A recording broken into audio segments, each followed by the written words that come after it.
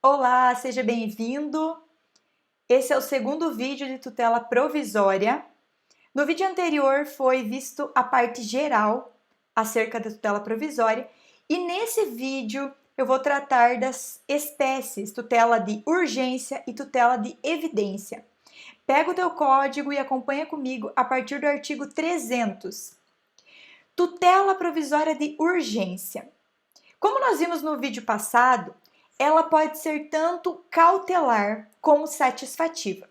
Cautelar é aquela tutela que visa assegurar, resguardar um direito para que ele seja efetivado e satisfeito no futuro. E a tutela satisfativa é aquela que ela antecipa os efeitos de satisfação desse direito que só seriam concedidos na tutela definitiva. Existem dois pressupostos gerais para que o juiz ele conceda essa tutela de urgência. Então, está lá no artigo 300. Esses pressupostos, eles devem ser demonstrados pelo autor quando ele fizer esse pedido. Artigo 300. A tutela de urgência será concedida quando houver elementos que evidenciem a probabilidade do direito e o perigo de dano ou risco ao resultado útil do processo. Primeiro pressuposto: probabilidade de direito, conhecido como fumus boni iuris. O que é a probabilidade de direito? É essa plausibilidade da existência do direito que está sendo alegado pelo autor. É essa necessária verossimilhança fática a um grau considerável de que aqueles fatos que o autor ele está falando, eles são verdadeiros. O juiz ele precisa verificar isso para conceder essa tutela. O segundo pressuposto é o perigo de dano, é o periculo in mora, né? É esse comprometimento da utilidade do resultado final que a demora do processo ela representa. Então, para que não se perca a efetividade desse direito, ele é antecipado. Esse perigo ele tem que ser concreto, então ele tem que ser algo que realmente pode acontecer, atual, é algo que está acontecendo nesse momento e é algo grave. Por isso que se chama tutela de urgência, porque realmente há uma urgência em se conceder essa tutela. Ainda existem pressupostos específicos da tutela satisfativa, que está lá no artigo 300, parágrafo 3º. A tutela de urgência de natureza antecipada não será concedida quando houver perigo de irreversibilidade dos efeitos da decisão. Então, esses efeitos eles têm que ser reversíveis. Imagine, o juiz ele vai conceder uma tutela através de uma cognição sumária. Ele está analisando aquele processo de forma sucinta. Então, ele não tem todas as provas ainda e ele concede essa tutela. É prudente que essa tutela ela seja reversível. Então, que o juiz, caso ele verifique que não era tudo aquilo que o autor estava falando, não havia ali um real direito, não existia essa demora, então é possível que o juiz ele revogue essa decisão ou modifique essa decisão de tutela e que os efeitos eles possam retornar. Então, quando esses efeitos eles forem irreversíveis, é provável que o juiz ele não conceda a tutela. Só que tudo isso tem que ser analisado com um temperamento. Por quê? Em algumas situações, se não for concedido a tutela provisória, não haverá satisfação futuramente. Então, para a preservação do instituto e até mesmo da justiça, ele acaba sendo concedido, mesmo os efeitos sendo irreversíveis, que é o caso de um procedimento médico num paciente terminal, por exemplo, uma despoluição de águas fluviais, que o juiz ele acaba concedendo essa tutela, mesmo que isso seja irreversível. E caso no final o autor ele seja vencido no processo, é possível que haja uma reparação pecuniária. Então, até mesmo o parágrafo 1º traz essa possibilidade de caução para que se assegure futuramente uma reparação pecuniária.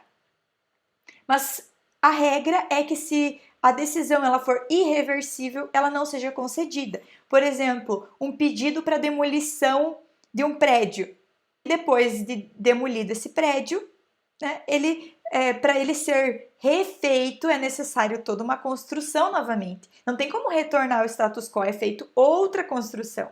Então, é necessário que tenha muita cautela nesses pressupostos.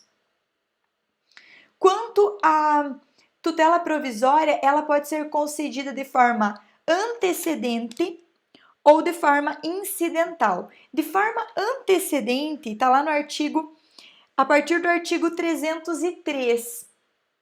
Então, ele fala que o 303, nos casos em que a urgência for contemporânea à propositura da ação, a petição inicial pode limitar-se ao requerimento da tutela antecipada e à indicação do pedido de tutela final, com a exposição da lide, do direito que se busca realizar e do perigo de dano ou do risco ao resultado útil do processo. Então, esse procedimento de tutela antecipada, ou seja, satisfativa, feita de forma antecedente, como que ele vai acontecer?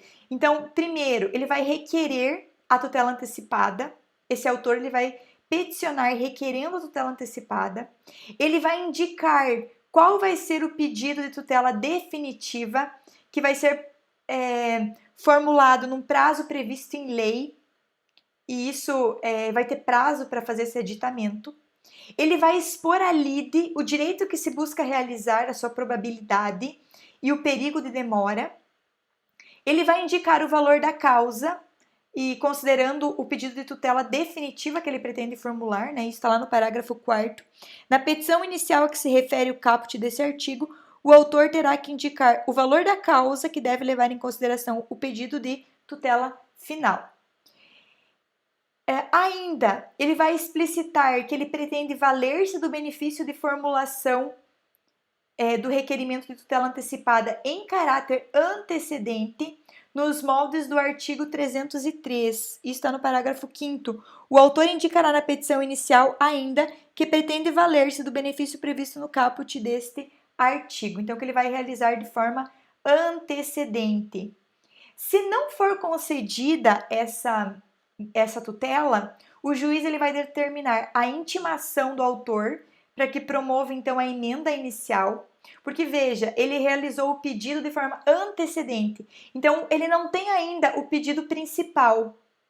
Ele ingressa com o pedido somente, olha juiz, eu preciso de uma tutela de urgência e eu quero que isso seja concedido, aqui estão os fundamentos, os pressupostos, e ele não fala ainda ele não traz essa petição completa com o pedido principal. Isso vai ser feito posteriormente.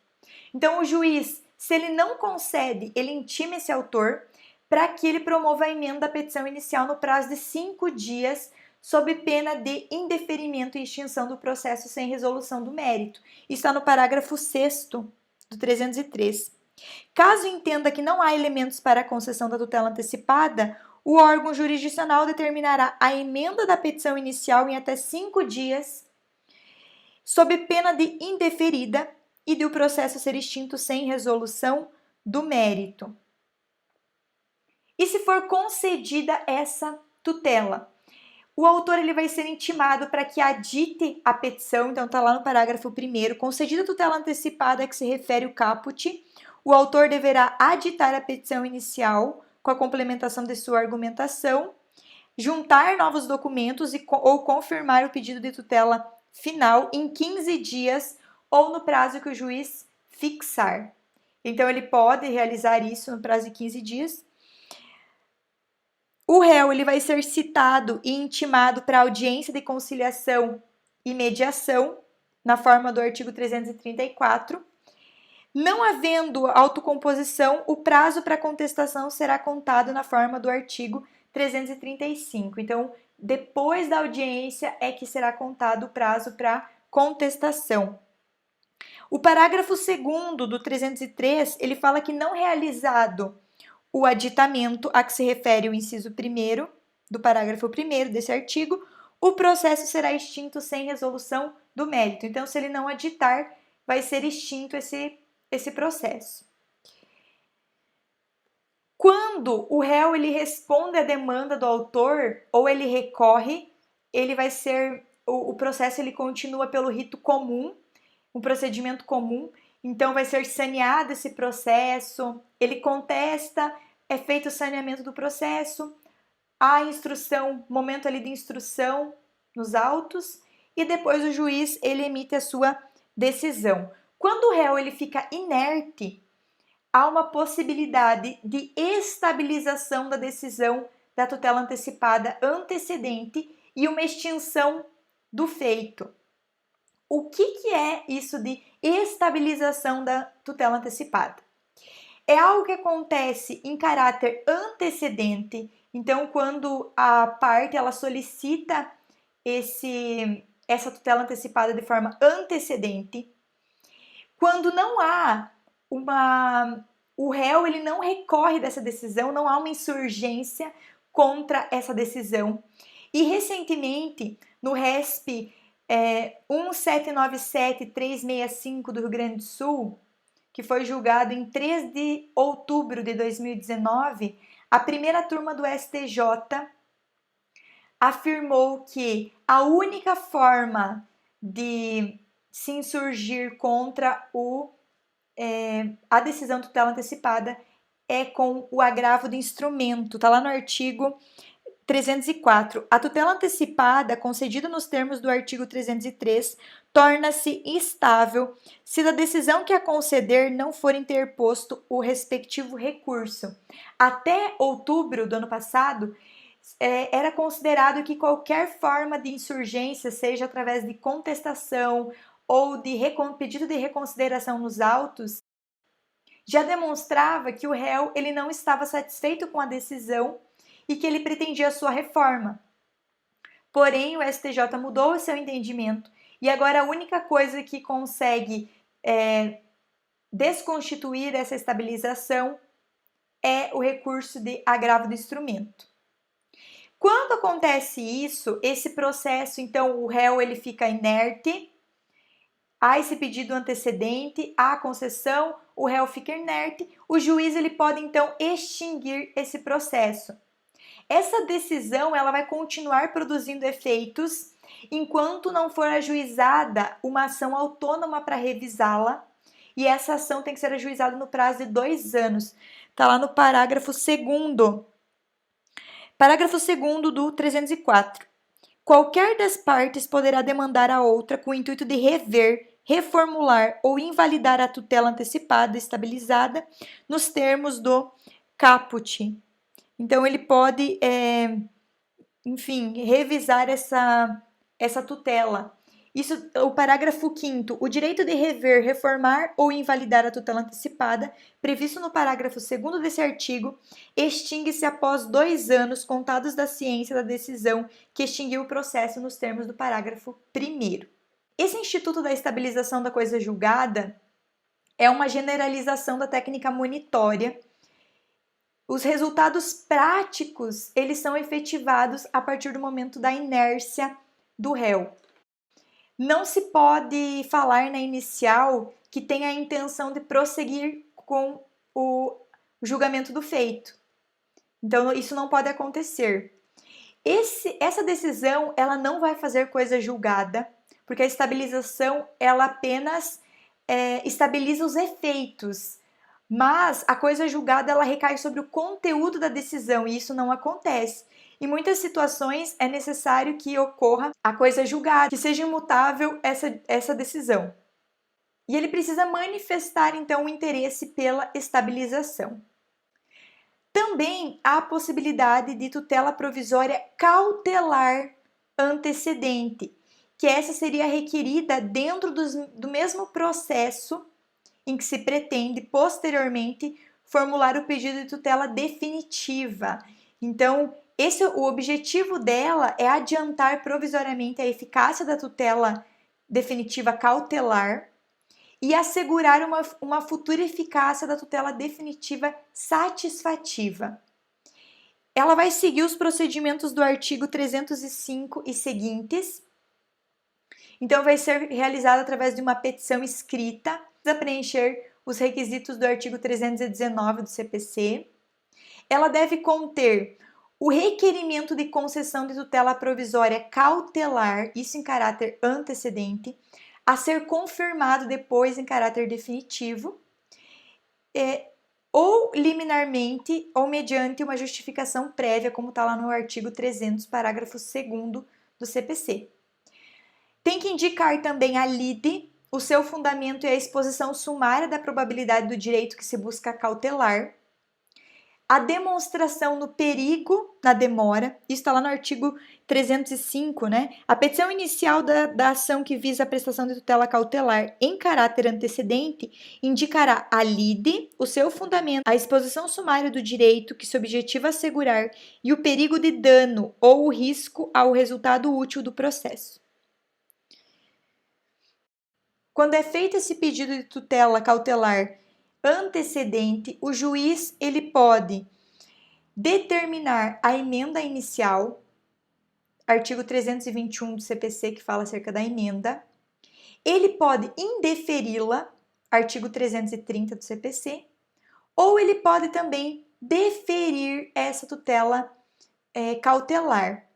Lembrando que a tutela cautelar, de acordo com o artigo 301 do CPC, ela pode ser efetivada mediante arresto, sequestro, arrolamento de bens, registro de protesto contra alienação de bens ou qualquer outra medida idônea para a asseguração de um direito. O arresto, que é a apreensão judicial dos bens do devedor para garantir uma futura cobrança de dívida. O sequestro, que é quando essa apreensão recai sobre um bem específico. E ainda ele fala aqui do registro de protesto contra alienação de bem. Então vai ser registrado esse protesto para que não ocorra alienação do bem ou qualquer outra medida que tenha caráter assecuratório. Deferida a medida, o juiz ele vai julgar o requerimento liminar de tutela cautelar ou mediante a justificação prévia. Ele vai ordenar o cumprimento da medida, determinar a citação do réu para que no prazo de 5 dias, caso queira, conteste o pedido e especifique as provas que pretende produzir. Está no artigo 306. O réu será citado para, no prazo de 5 dias, contestar o pedido e indicar as provas que pretende produzir. Artigo 307. Não sendo contestado o pedido, os fatos alegados pelo autor presumir-se-ão aceitos pelo réu como ocorridos, caso em que o juiz decidirá dentro de 5 dias. Então, se ele não contesta, ocorre ali a revelia e o juiz ele já é possível ele conceder essa decisão definitiva. Contestado o pedido, o juiz ele vai prosseguir pelo procedimento comum, está lá no parágrafo único do 307, inclusive com eventual intimação do autor para manifestação de réplica. Isso está lá no enunciado 381 do Fórum Permanente de Processualistas Civis. Ele pode ser, sim, intimado para a réplica.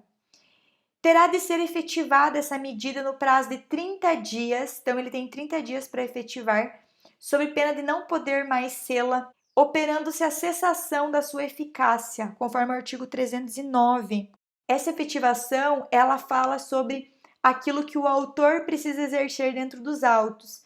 Então, não aquilo que o juízo precisa fazer, mas conceder os endereços, enfim, tudo aquilo que tiver a seu alcance para que ocorra essa efetivação.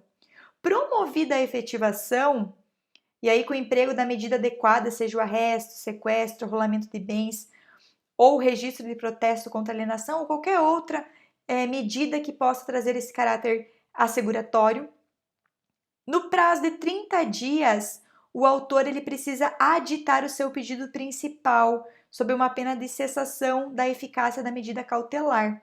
Artigo 308. Efetivada a tutela cautelar, o pedido principal terá de ser formulado pelo autor no prazo de 30 dias, caso em que será apresentado nos mesmos autos, em que deduzir do pedido de tutela cautelar, não dependendo do aditamento de novas custas processuais. Então, ele tem 30 dias para aditar esse pedido principal, já que foi feito em caráter antecedente. E também o parágrafo 2º, a causa de pedir poderá ser aditada no momento de formulação do pedido principal. E artigo 309.1, cessa a eficácia da tutela concedida em caráter antecedente se o autor não deduzir o pedido principal no prazo legal. Então, ele tem 30 dias para editar esse pedido. Se ele não editar esse pedido, isso cessa. Recebido o pedido principal, então o réu é citado para uma audiência de mediação e de conciliação, de acordo com o parágrafo 3º do artigo 308. Não será necessária nova citação do réu, porque ele já foi citado nesses autos. E o CPC, ele autoriza que a acumulação inicial de pedidos cautelar e definitivo, tá lá no parágrafo 1º do artigo 308 do CPC, o que indica uma tutela provisória de urgência, cautelar e incidental. O processo ele vai seguir pelo procedimento comum até a sentença, então vai ser realizado esse saneamento, a instrução e depois a decisão final. Pode haver pedido de julgamento antecipado, que é o que normalmente acontece, está lá no artigo 307 do CPC. Não sendo contestado o pedido, os fatos alegados pelo autor presumir-se-ão aceitos pelo réu como ocorridos, caso em que o juiz decidirá dentro de 5 dias.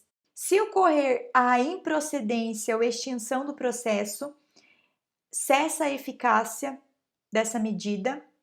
Está lá no artigo 309, inciso 3º, o juiz julgar improcedente o pedido principal formulado pelo autor ou extinguir o processo sem resolução do mérito. Então, isso também é uma situação em que cessa a medida. Sem eficácia, ele só pode pedir novamente essa tutela se houver um novo fundamento. No artigo 309, parágrafo único, se por qualquer motivo cessar a eficácia da tutela cautelar, é vedado à parte renovar o pedido, salvo sob novo fundamento.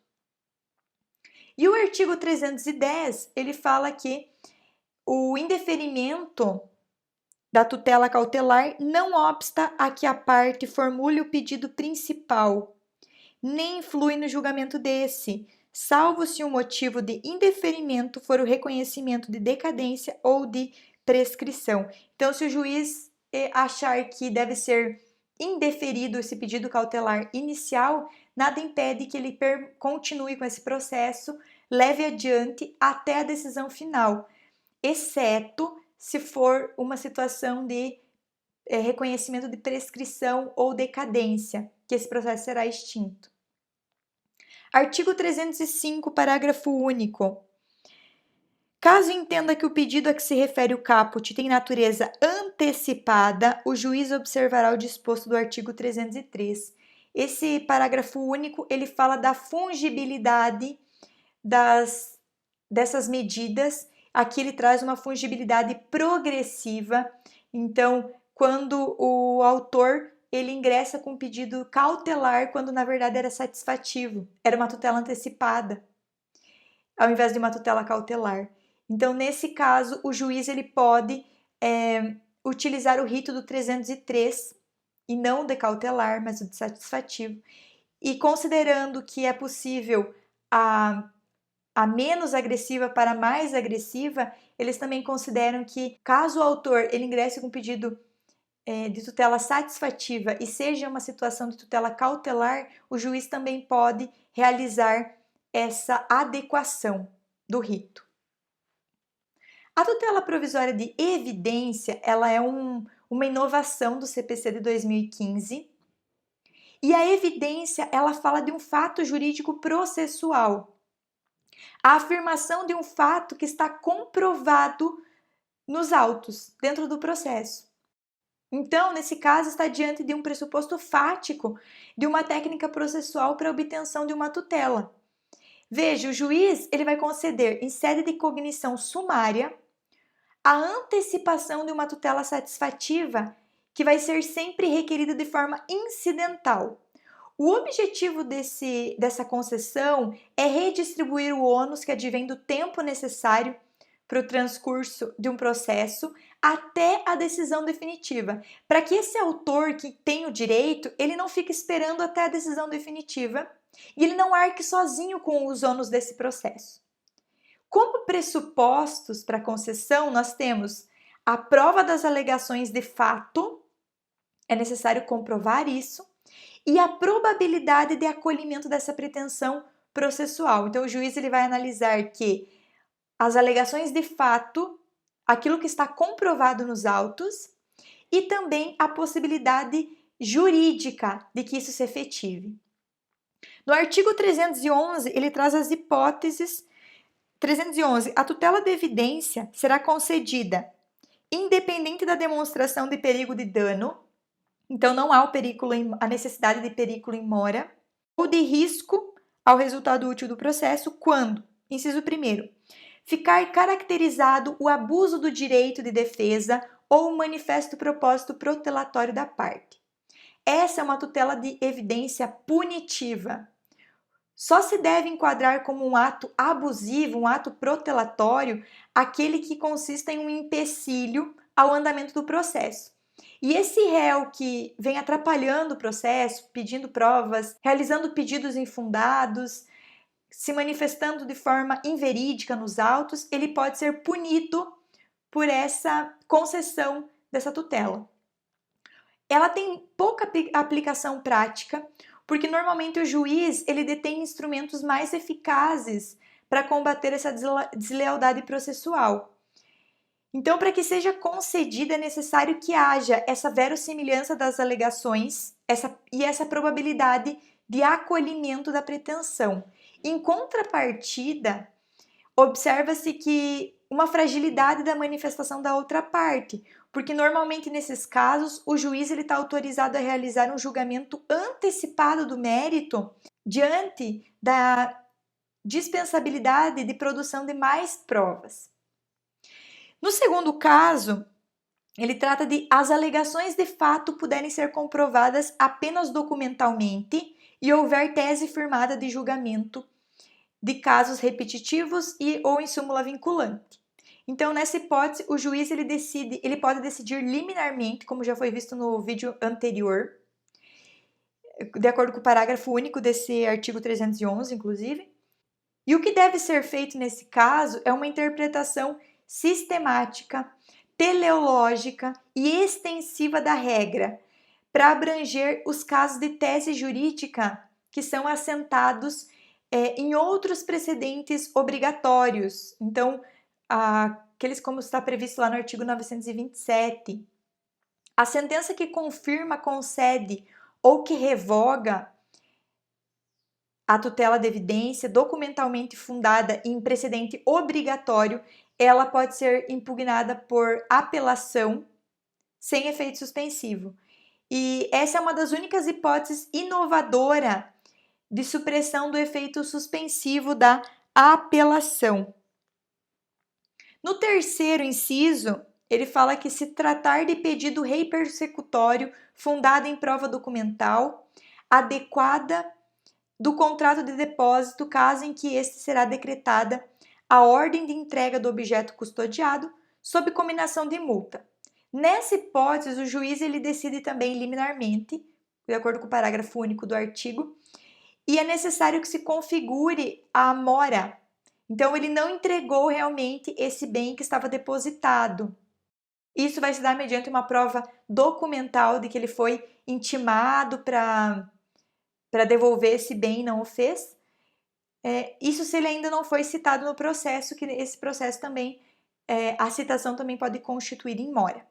E o último inciso, ele fala se a petição inicial for instruída com prova documental suficiente dos fatos constitutivos do direito do autor, a que o réu não opõe a prova capaz de gerar dúvida razoável. Então, da aplicação da regra, só pode decorrer uma tutela definitiva por julgamento antecipado do mérito.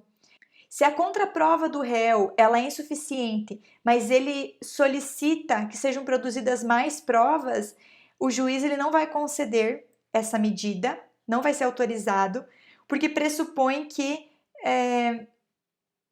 as partes, então, elas vão produzir outras provas. E se a contraprova documental do réu ela é insuficiente, mas ele não requer a coleta de novas provas, então fica autorizado o julgamento antecipado do mérito, mediante uma cognição exauriente. O que tínhamos para ver nesse vídeo era isso. Curte, comenta aquilo que você gostou, aquilo que você teve dúvida e até a próxima!